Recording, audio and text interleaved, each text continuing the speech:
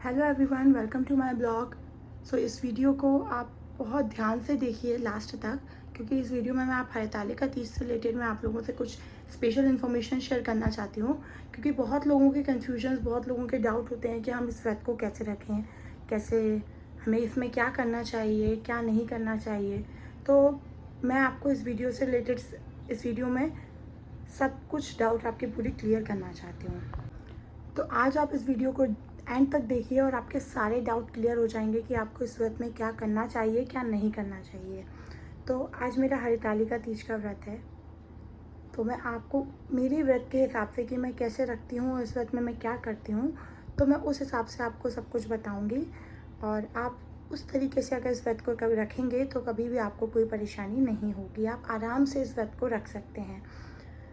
तो अगर आप सीखना चाहते हैं कि आपको व्रत कैसे रखना चाहिए, तो सबसे पहले हम लाइक करिए, शेयर करिए और सब्सक्राइब करिए और ज़्यादा से ज़्यादा लोगों को इस वीडियो को फॉरवर्ड करिए, ताकि सब लोगों को पता चले कि हमें इस व्रत को कैसे रखना चाहिए।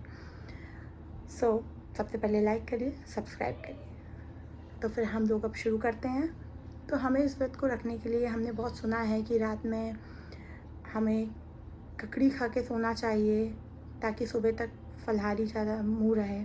आप ऐसा कर सकते हैं, नो प्रॉब्लम, क्योंकि एक ककड़ी का पीस खाने से, एक कुकुम्बर खाने से बहुत बड़ी बात नहीं है, आप खा सकते हैं। पर अगर आप नहीं खाते, इसका ये मतलब नहीं है कि आपने कुछ गलती करी है। आपने कोई गलती नहीं करी है।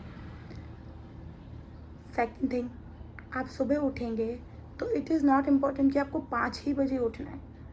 5 बजे उठना है और आप किसी से बात नहीं कर सकते बिना नहाए धोए।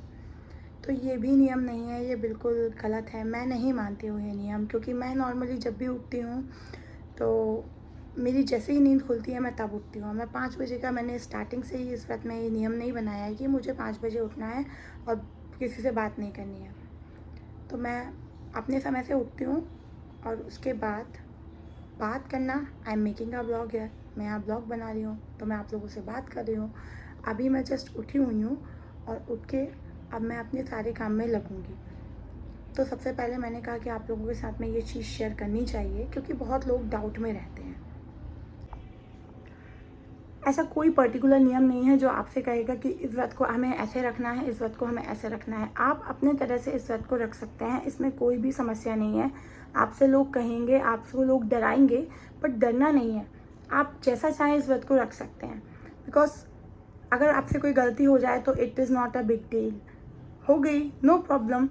और भगवान अपने बच्चों से गुस्सा तो होते नहीं है। तो आप इस डर में मत रहिए कि हम इसको ऐसा करना चाहिए, अरे हमने ये नहीं किया, हमसे गलती हो गई है, तो इट्स कम्प्लीटली रॉन्ग। नहीं सोचना चाहिए आपको ऐसे।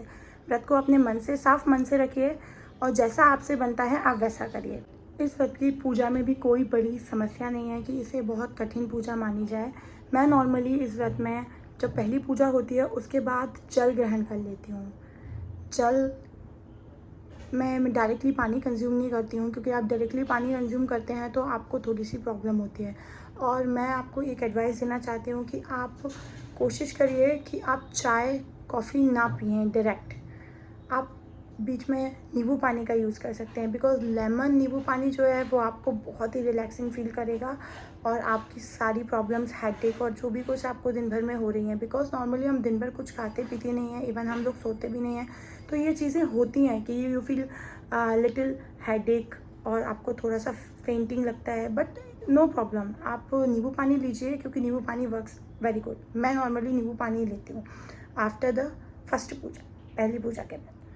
तो इसमें नॉर्मली हमें 4-5 पूजा होती हैं, जिसमें जो मॉर्निंग की 2 पूजा रहती हैं वो बैक टू बैक होती हैं।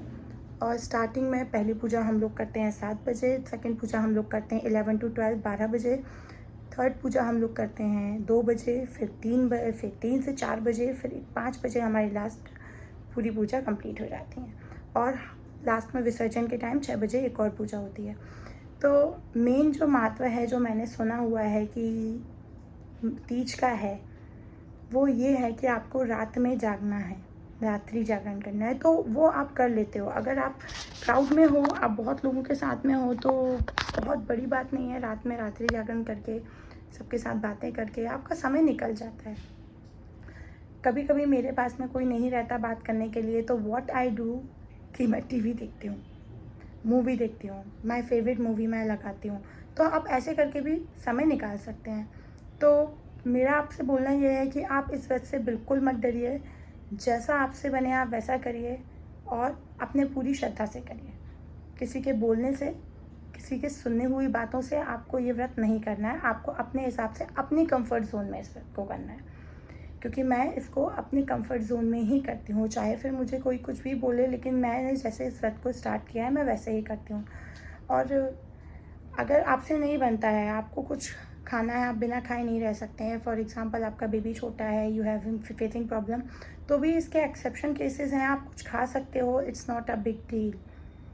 और बहुत सारी चीज़ें हुई हैं कि नहीं खा सकते, खाना ही नहीं है, तो वो व्रत ही क्या जिसे हम डर के करें। तो बेफ़िक्र होकर आप इस व्रत को कर सकते हैं। No need to worry about anything. तो अगर आपको ये वीडियो पसंद आया है तो please like, share and subscribe. Bye.